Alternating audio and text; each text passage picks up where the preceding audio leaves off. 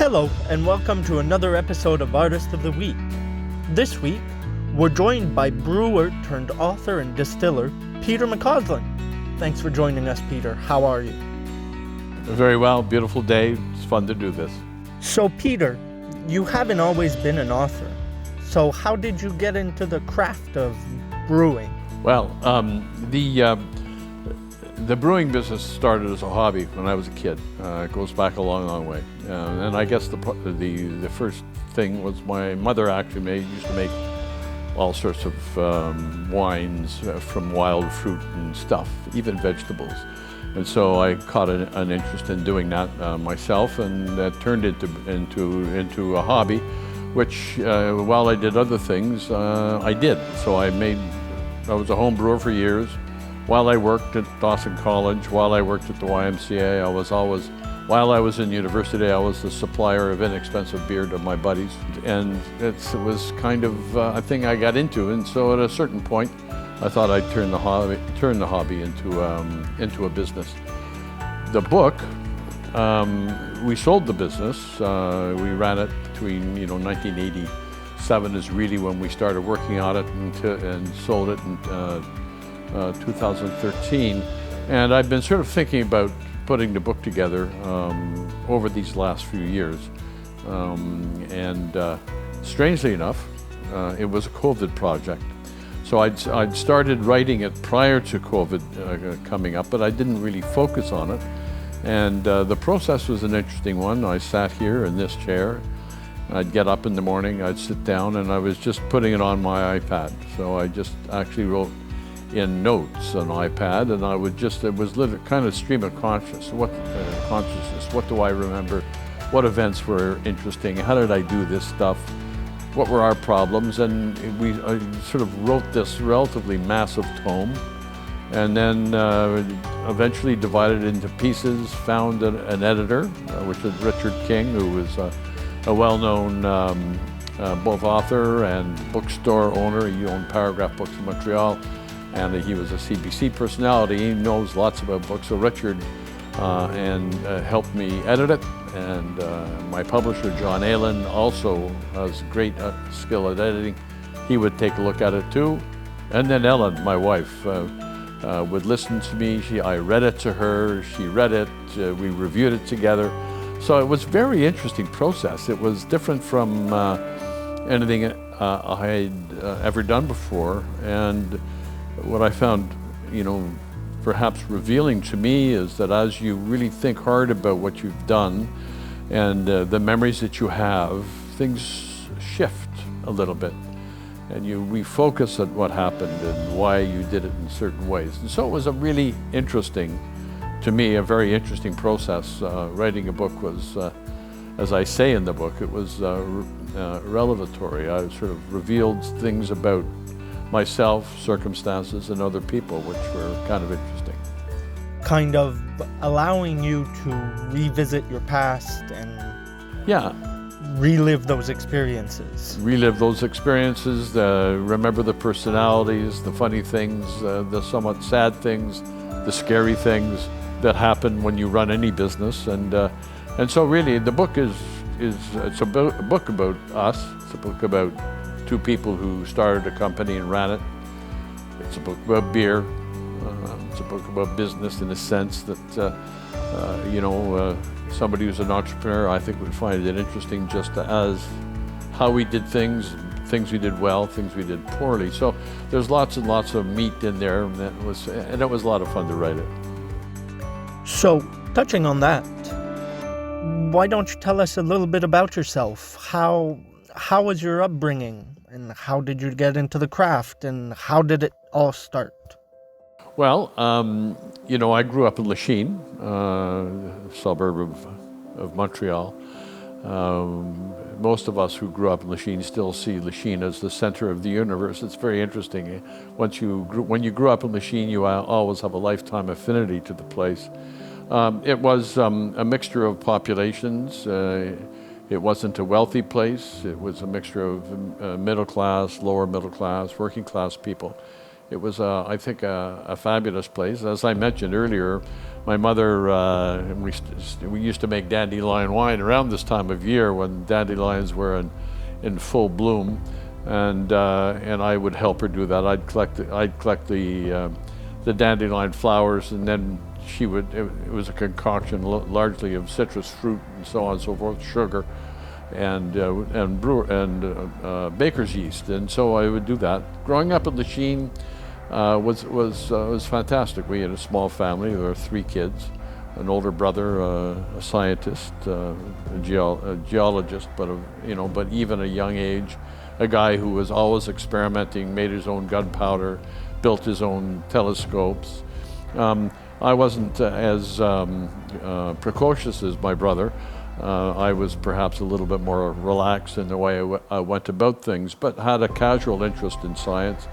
I went to a high school in Lachine, both elementary and high school in Lachine. The John Grant High School was a very small school, 500 kids, and a pretty exceptional place, really, in a lot of ways.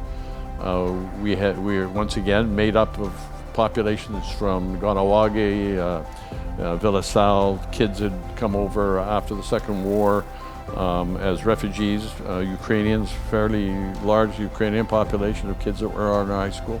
A very kind of interesting population. Anyway, Anne McLeish was a chemistry teacher, and I was interested in chemistry. My other subjects were less interesting.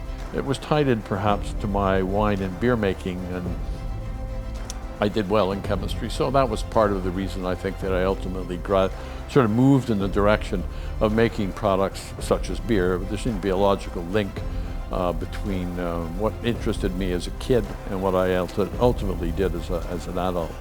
Do you view it more as a scientific process or more of a cooking process?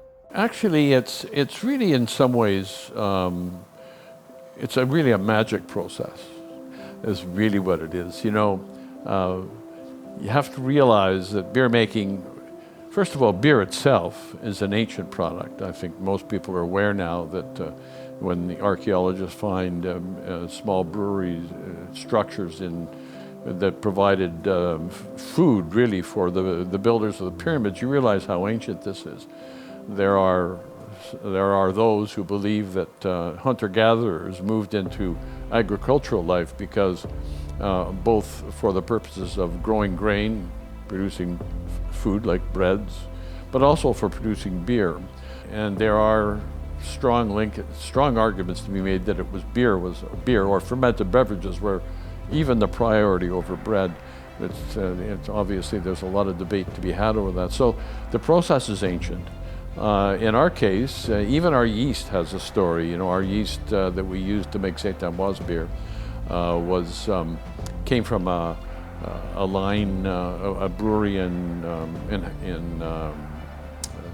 in England that had used it at least since 1888. And this yeast would have been used in open fermenters, wooden fermenters, which would have been bombarded by, as you can imagine, all sorts of stuff, microbes, wild yeasts, etc., etc. And so it had to be a very sturdy, strong, hard-working yeast that gave particular character to the beer. So in a sense, that is magic in itself, that this yeast arose somewhere prior to Pasteur doing his work on yeasts.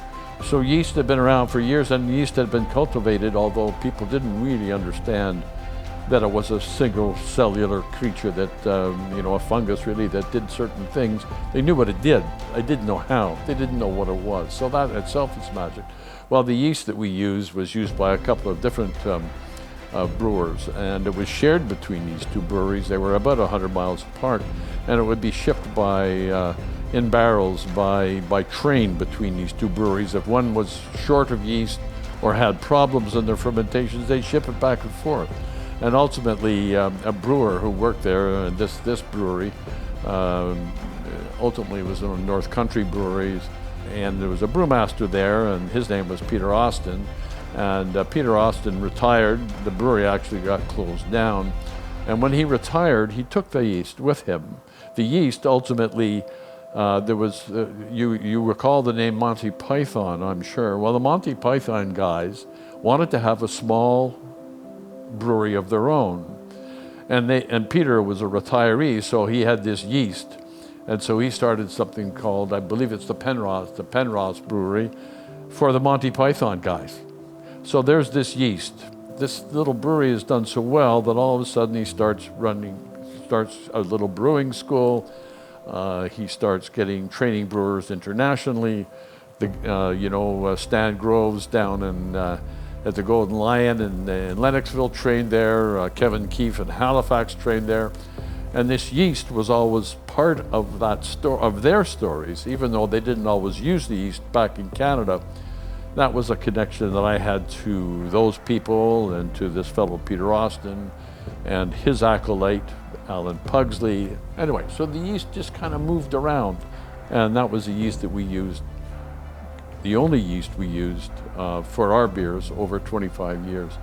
And so that's a kind of a magic thing. So is it chemistry? Of course it's biochemistry, it's science, there's engineering that's involved. But at the end of the day, it's a much more, in my view, it's a much more romantic, almost magic process that humans manage to fall on, and to some extent over control. And if you see the way the industry's gone now, is that there are all sorts of yeasts from all sorts of brewing cultures that are in use in Canada and Quebec that all have their own pedigree and stories attached to them. And so, yes, it is a magic thing. Perhaps I'm going on a bit too long about this, but I'm extraordinarily enthusiastic about yeast. There are a type of yeast known as Brettanomyces, which is a yeast that you find in Belgium. And the Belgian brewers would make unfermented beer, which is a sweet, sugary thing that you make from your grains.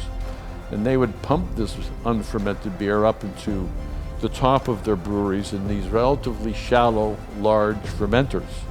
But they wouldn't add yeast. They would open the windows of the space. And wild yeast, which in fact in that area were considered to be Brettanomyces, the sort of the famous classic Belgian brewing yeast, would float in the air, drop into the unfermented beer and start to ferment it.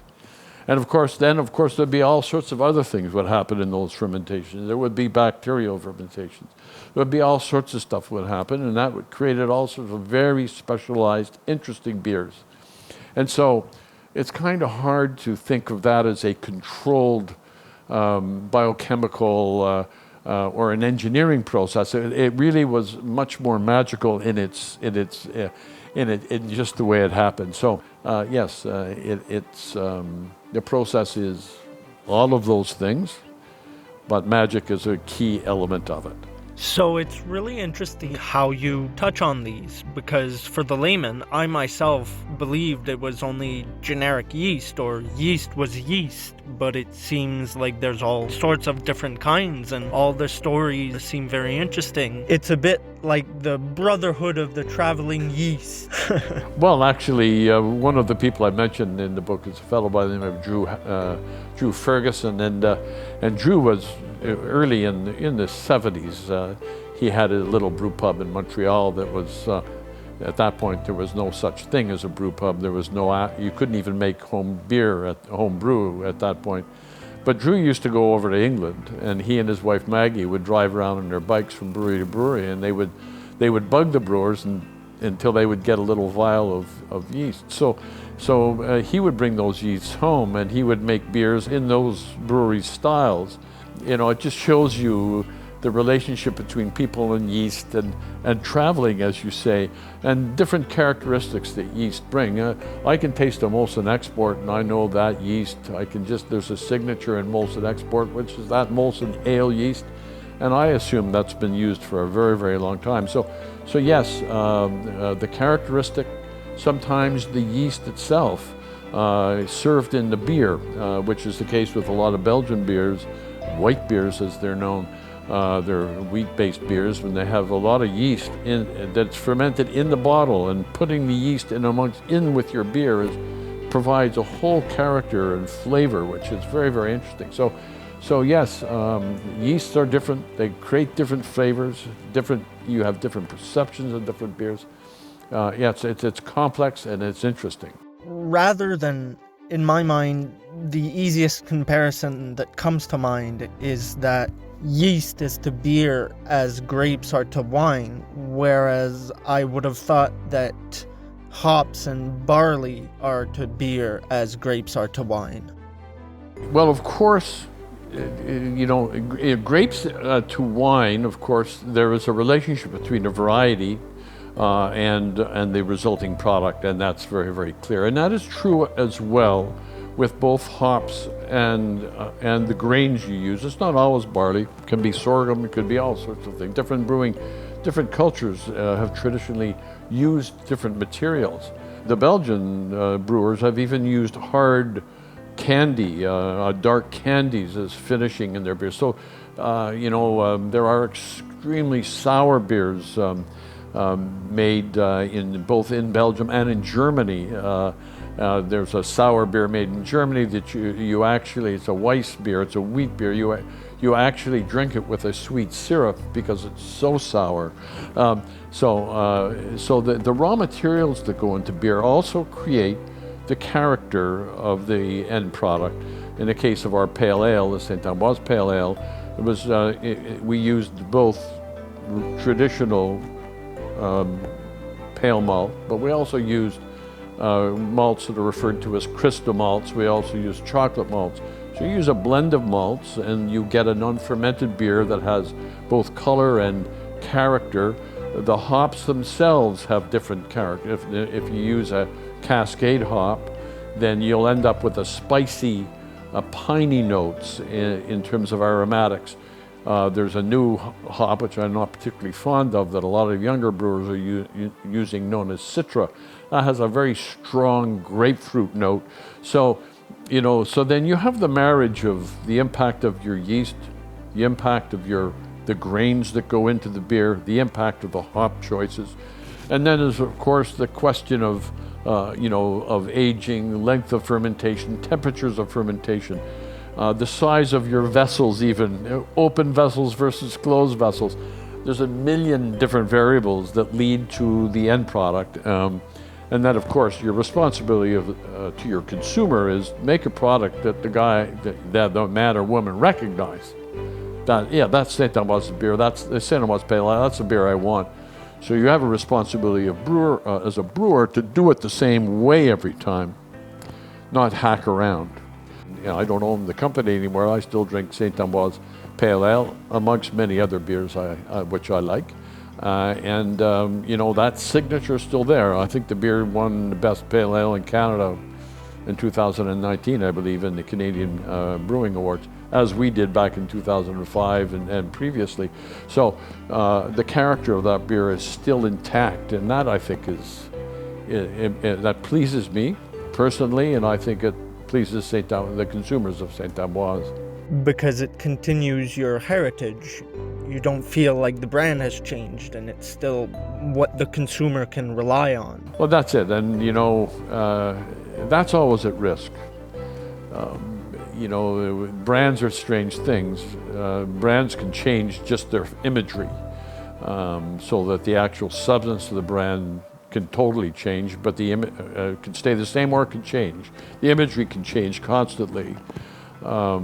You think of, I'm returning to Molson Export just because it's such an old brand that was started in 1903. Well, that's 119 years ago. It's undergone changes both in its image and its recipe makeup over that time. There's no question. But somehow it's still there and it's still relevant as a brand. In the case of St. Ambroise, it's still its label, the product itself still really reflect what we did on day one. It's recognizable in every possible way. Will it change in the future? Who knows? Things change. That's the realities. Things always change. I always think of a funny little brewery called Theakson's in England. They made a beer called Old Peculiar.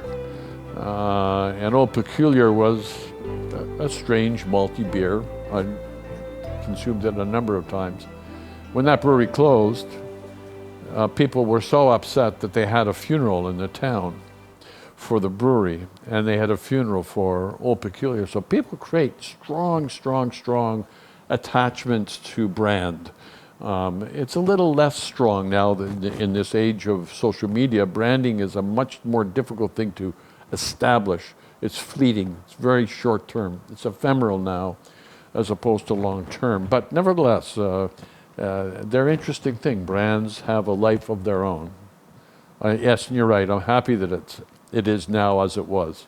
You're not only a brewer, or next brewer, I guess, and not only an author, but you also distill some spirits and strong alcohols. So if you'd like to talk about that process, or the main differences between making beer and making alcohol for the ordinary consumer. Well, they're very different processes. You know, there are similarities, obviously, but the processes are different, and the products are very different as well. You know, the thing about beer is that yeast can, you know, with hacking around with the yeast selection, you can get an alcohol level up to about 17%.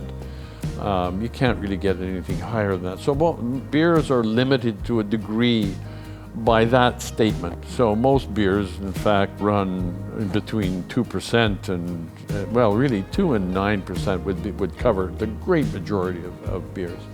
The case of spirits, which is a technology that's very different. You know, it's a younger technology too, so it goes back a long way. Distilling is taking, let's say, beer. Let's say you start with a 6% beer, and you put it into a vessel, and you heat it. Well, it just so happens that alcohol boils off at a lower temperature than water. And so what you do, of course, to distill is you take your, it's known as wash or mash, you take that, you put it in a vessel, you heat it, and then the alcohol will start boiling off before the water boils. And along with the alcohol, there are flavors in your raw materials that also attach themselves to the alcohol, attach themselves to water molecules, and go through the distillation process where you have vapor, and then it runs through a situation where the vapor is cooled back into a liquid. And that's how you take a 6 or 7 or 8% alcohol solution and turn it into initially a 25% solution, and in a second distillation you can get it up to 80 and 90% of alcohol. So it's a technological process. The magic, and there is magic again in distillation, but you know, spirits themselves don't, you know, I'm always reluctant to say this, but I think it's true, is they don't have on their own any redeeming quality. And alcohol itself, as we're beginning to see as science looks at alcohol, is not necessarily good for us. It does a lot of different things, and some of them are actually dangerous. Well, of course, when you make a high alcohol product, it's even more dangerous. So where's the magic? The magic actually does start at the yeast, does start like a distiller will use a distiller's yeast. A distiller's yeast is used to being bullied. It's used to having to work extremely hard at high temperatures to produce as much alcohol and not be sensitive to alcohol. Alcohol is produced by the yeast as well as carbon dioxide and flavors and stuff. The interesting thing about yeast is that that alcohol is a poison for yeast. So it's a byproduct. So as yeast, some yeasts just are killed off they can't work in the environment. A distilling yeast is like a bull. It's designed to resist high levels of alcohol, to resist high temperatures, and to eat the sugar that's in solution as quickly as possible and turn as much of it to alcohol as it can. Now, if you start with potatoes as your raw material, then you'll have an alcohol that has some character of potato. If you start with 100% barley malt, the same thing's true. In addition to the alcohol, you get a ghost of the raw material. In the case of whiskey, which interests me more, we make gin. Gin's fascinating just because of the botanical elements that go into gin making. But it's whiskey that I find fascinating, because not only does the distillation of a solution of alcohol made by barley malt, the character goes through that process, and the hint of the barley is in the distillate. But the distillate is a white stuff. It's a clear white stuff. You know, you think of whiskey, you say, well, that's that amber-colored liquid in that glass that some guy on TV is drinking too fast, and not really appreciating it. The reality is that what happens to that whiskey is you have alcohol. It's got all these things called cogeners, flavor things that come from the distillation process and come from the actual raw materials. You have this white alcohol. You take the white alcohol, you put it into wood, you put it into barrels, and at least 50% of the character, of a finished whiskey doesn't come from the spirit, it comes from the wood.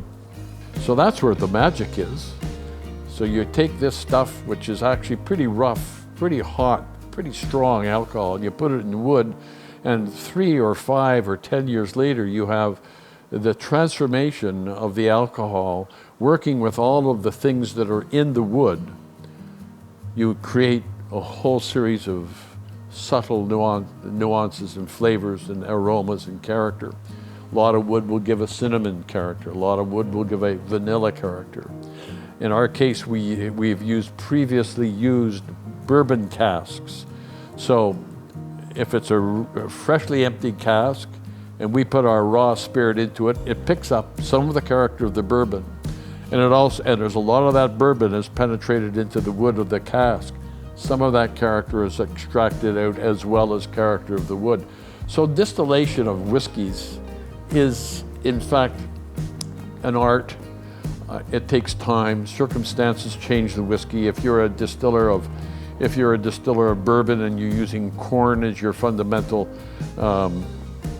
starting point, you'll end up with one thing. If you're making rye whiskey like I make 100% with 100% rye, then you have another character. We talked about the process of distilling and brewing, but what are some of the tools that one would use during that process? Not necessarily on a scale as massive as Saint-Ambroise, but say if tomorrow I want to brew some beer in my house, what do I need? Well, generally speaking, you'll be able to find a local home brew shop close to you, somewhere. Maybe it'll be not Sherbrooke, but it could be in Lennoxville, it could be Sherbrooke, it could well be St. Jean-sur-Richelieu. There will be a home brew shop. There they'll have both simple equipment and complex equipment and simple raw materials to use, yeast varieties, hop varieties. In fact, I was in one of those shops yesterday in the West Island, a place called La Cachette de Bootlegger, which is a 30-year-old homebrew shop in the West Island. The selection of products that they offered, I was amazed. So if you can, and you don't need sophisticated equipment to make beer. It can be. I started when I was a kid, with an open pail, baker's yeast, a can of malt extract called John Bull that I could buy at the not at the grocery store, at believe it or not, at our drugstore. You could buy yellowed old hops that were probably medicinal for the purposes of making bitter teas for people. Back then, hops have multiple uses that go beyond beer making. It's not difficult. Using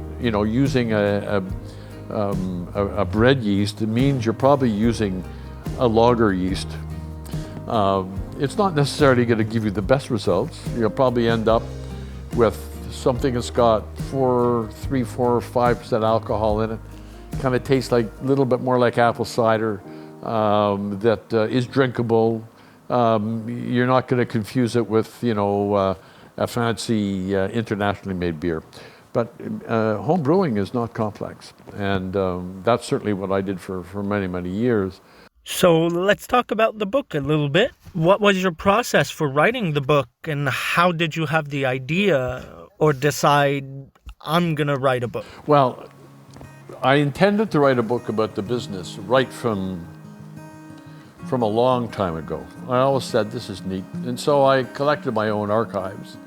You know, when I left the brewery, I'd collected virtually one of everything that we did. So I had, in a sense, a very good archive of stuff that I could go back into and look. I thought because we were so early in the game, and that we were really a change maker, we really sort of started things down a road that the industry's changed. I thought that was an important story to tell. I thought that people should understand that the fact, as my friend Peter Mcauslan says in the book cover, there's 100,000 different craft beers in North America now. Well, I'll tell you, when we started, there was nothing. And when we started bottling beer in Quebec, there was Labatt, Molson, Carling, O'Keefe, and us. We were number 4 in Quebec immediately in terms of bottled beer. So we were at the beginning, and we were at the beginning of changing an industry that really has changed, not only an industry, it's changed the opportunity to create small businesses in Quebec. It's changed the opportunity of people to grow and sell hops in Quebec.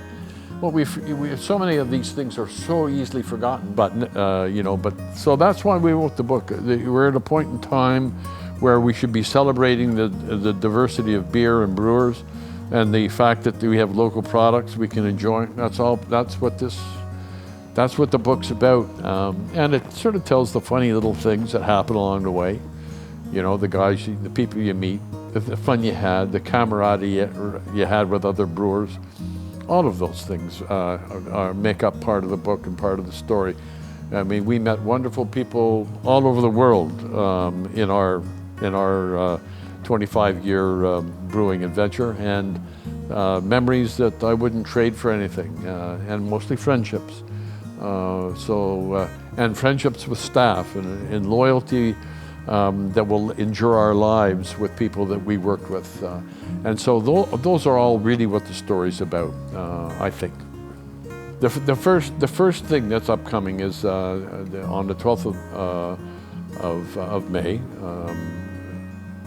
a Zoom presentation in the Atwater Library in Montreal, and that's on at noon. Then on the 19th, there's the Brome Lake Books launch. People are invited, doesn't require an invitation to come by. That's a 5 à 7, 5 to 7. I'm going to be at the Mondial de la Bière in Montreal on Saturday, the 22nd, at a book signing between 10 o'clock and 2 o'clock in the afternoon, and that should be kind of fun. And there will be other events upcoming, but that's what we have on slate right now. The book is available, obviously, at Brome Lake Books. It's at Black Cat Books in Lennoxville. It's at the La Cachette de Bootlegger, and it's going to be it's in Paragraph Books in Montreal. It's in consideration at 3 or 4 other bookstores. We'll know over the next several days. So it's getting out there, and people, of course, can always contact me at petermcauslan.ca, just if they want to say hello, or if they'd like to buy the book, they can buy it directly. And we have a deal, if you don't mind. The first 200 copies will be autographed by me and sent out without any shipping fees. So it's $34.95 plus GST, no PST on books, just GST, and it'll be autographed. So if anybody would like to have an autographed copy, they can do it that way. But obviously they can do the same thing by coming by Brome Lake Books next week. And those links will be available in the description down below. Thank you very much, Peter Mcauslan, for joining us today. It was a great talk, super interesting subject, which we don't get to talk much about. I've been Keegan Gagnon, and this has been another episode of Artist of the Week. Thank you for joining us, and thank you for tuning in to CIDI 99.1 FM. Well, thank you very much for doing this. It's been fun. It's been fun. You can see I'm pretty passionate about this stuff. I would like to acknowledge the support of the Official Language Minority Community Media Consortium and the Government of Canada for the Community Media Strategic Support Plan.